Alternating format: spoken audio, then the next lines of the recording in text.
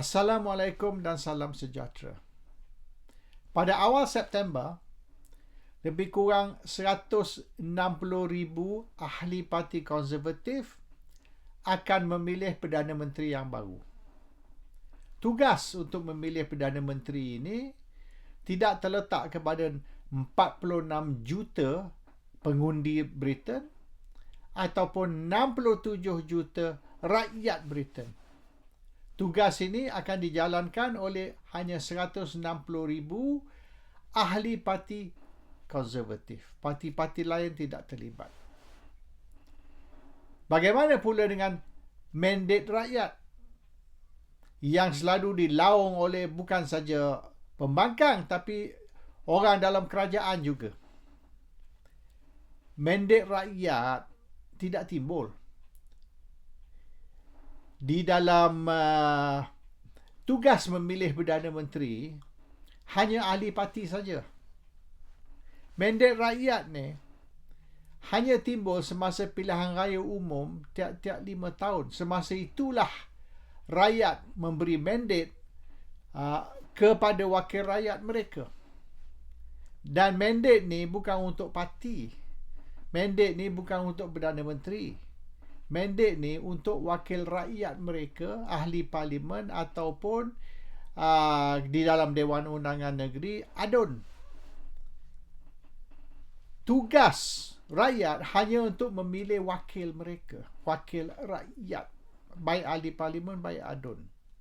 Selepas itu, rakyat tidak lagi ada peranan di dalam menentukan siapa jadi kerajaan, siapa jadi Perdana Menteri dan sebagainya. Yang akan menentukan kerajaan ialah parti yang mendapat kerusi yang terbanyak di dalam parlimen ataupun di dalam DUN. Dan Seri Paduka Baginda Yang di-Pertuan Agong akan melantik Perdana Menteri dari parti yang kerusi terbanyak, parti yang akan membentuk kerajaan. Rakyat tidak lagi memain peranan. Mandat rakyat tidak timbul. Mandat rakyat ni 5 tahun sekali semasa pilihan raya. After that, rakyat tidak lagi ada kuasa untuk menentukan apa-apa. Jadi, propaganda mengatakan yang kerajaan ini tak sah atau kerajaan itu tak sah atau sekian-sekian orang tidak menerima mandat rakyat, itu propaganda pembangkang dan juga propaganda orang di dalam kerajaan yang tidak menyokong Perdana Menteri Ismail Sabri Yaakob. Ismail Sabri Yaakob tidak perlu mandat rakyat. Dia dah terima mandat rakyat semasa pilihan raya. Ismail Sabri Yaakob menang pilihan raya. Apabila Ismail Sabri Yaakob menang pilihan raya ataupun menang kerusi yang dia tanding, maka dia sudah terima mandat rakyat. Jadi adakah Ismail Sabri Yaakob menjadi Perdana Menteri, orang lain jadi Perdana Menteri, itu bukan lagi hal rakyat. Rakyat tidak menentukan. Jadi sesiapa yang menjadi Perdana Menteri asalkan mendapat majoriti sokongan, maka sah. Dan mandat rakyat tu terletak kepada kerusi yang dia menang. Tapi gambaran yang diberi oleh pembangkang ataupun orang kerajaan sendiri ialah Ismail Sabri tidak terima mandat rakyat. Maka perlulah parlimen dibubar dan pilihan raya tergempar diadakan. Itu nonsens. Tengok apa akan berlaku sebulan setengah lagi, awal bulan September di Britain, apabila Boris Johnson merasa yang dia tidak lagi mendapat sokongan majoriti parti dia, bukan parlimen, parti dia, maka dia serah kuasa dan dia serah kepada ahli parti menentukan siapa jadi pemimpin parti baru, dan pemimpin parti baru ni akan menjadi Perdana Menteri. Ada tidak Perdana Menteri baru ni menerima sokongan majoriti parlimen? Itu tak timbul. Walaupun dia tak terima sokongan majoriti parlimen, dia masih jadi Perdana Menteri oleh kerana ditentukan oleh ahli parti dia. Ahli parti dia nak dia jadi Perdana Menteri. Jadi itulah sistem yang Malaysia juga guna. Dan bagus juga perkara ni berlaku di Britain. Oleh kerana ini akan memberi satu pendidikan, satu pengetahuan kepada orang Malaysia yang sudah 3-4 tahun ni diperbodohkan oleh mereka yang tidak setuju dengan lantikan Perdana Menteri, tidak setuju dengan misalnya Muhyiddin Yassin mengambil alih sebagai Perdana Menteri dan selepas tu Ismail Sabri Yaakob, dan mereka timbulkan hujah bahawasanya Muhyiddin ataupun Ismail Sabri sekarang ni tidak terima mandat rakyat. Tak ada. Dan mandat rakyat tidak memain peranan di dalam menentukan Perdana Menteri. Mandat rakyat ni hanya untuk memilih wakil rakyat, dan sebab apa kita pilih wakil rakyat itu masing-masing punya hak lah. Jadi sekarang ni dia kata saya pilih wakil rakyat oleh kerana wakil rakyat tu mewakili parti sekian-sekian, dan sekiranya dia lompat parti ataupun dia meninggalkan parti asal dia, maka mandat tu sudah tidak sah. Nonsense. Okey, katalah seseorang tu mengundi untuk wakil rakyat dia oleh kerana gambaran yang dia beri wakil rakyat tu menyokong LGBT, menyokong the rights of the LGBT community. Maka sekira wakil rakyat tu membuat kenyataan yang sebenarnya saya kuat agama, baik agama Kristian ke agama Islam, tak kisahlah. Saya ni kuat agama dan agama saya tidak membenarkan, agama saya mengharamkan hubungan sejenis. Maknanya orang lelaki tak boleh kahwin orang lelaki, orang perempuan tak boleh kahwin orang perempuan. Maka saya menentang LGBT lifestyle. Tapi kita undi untuk orang tu sebab gambaran diberi, orang tu menyokong hak LGBT rights.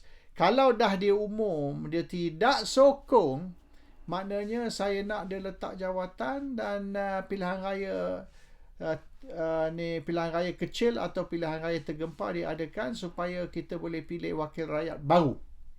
Oleh kerana syarat saya undi untuk orang tersebut sudah tidak ada lagi. Tak boleh. Kalau kita undi untuk orang tu kerana kebetulan dia mewakili parti PKR atau kebetulan dia menyokong LGBT ataupun dia menyokong menghapuskan sekolah Cina ataupun apa sekalipun tujuan atau syarat kita mengundi untuk orang tersebut, dan oleh kerana dia buat sebalik ataupun dia buat pengakuan yang dia menentang apa yang saya sokong, makna saya tidak lagi sokong dia dan syarat saya undi untuk dia sudah tak sah. No. You undi untuk wakil rakyat itu. Soalan dia, wakil rakyat itu dulu mewakili parti ni atau mewakili sekolah Cina atau mewakili LGBT, itu tak kena-mengena dengan syarat you undi untuk dia. Dan sekiranya dia langgar syarat, dari segi pentafsiran awak, dia langgar syarat, itu bodoh pengundi lah. You sepatut undi untuk wakil rakyat, untuk wakil you, dan sekiranya you rasa syarat tu sudah dilanggar, misalnya dia sudah lompat parti, you tak boleh kata saya yang sebenar undi untuk parti, bukan saya undi untuk dia. Saya yang sebenar undi untuk PKR, atau saya undi untuk UMNO, atau saya undi untuk DAP. Saya tak undi untuk orang tersebut. Dan kalau orang tu sudah bertukar parti, maka undi saya anggap sebagai terbatal. No. Sebab bukan parti yang bertanding pilihan raya. Yang bertanding pilihan raya tu individu tersebut. Dan apabila individu tu menang, dia duduk di parlimen atau duduk di DUN, dan sekira dia bertukar parti sekalipun, tidak terbatal undi awak terhadap dia. Dia masih wakil rakyat. Jadi propaganda selama ni 4 tahun ni sekiranya orang tu lompat parti, maka dia kena letak jawatan. Sebab orang undi untuk parti, bukan undi untuk orang tersebut. Dan sekiranya parti itu sudah bertukar, maka undi itu boleh dianggap terbatal. It doesn't work that way. Dan yang di Britain sekarang ni sedang berjalan membuktikan even boleh dikatakan jawatan Perdana Menteri tidak kena mengena dengan pengundi. Pengundi tidak ada hak atau kuasa nak menentukan Perdana Menteri. Dan hanya segelintir orang yang boleh dianggap sebagai wakil parti yang mengundi akan menentukan. Dan sekiranya majoriti ahli parti juga tidak sokong pilihan Perdana Menteri tersebut, mereka tak boleh buat apa-apa. Sebab kita tengok dalam situasi Britain ni, ada dua calon untuk Perdana Menteri. Satu dikatakan parti favourite.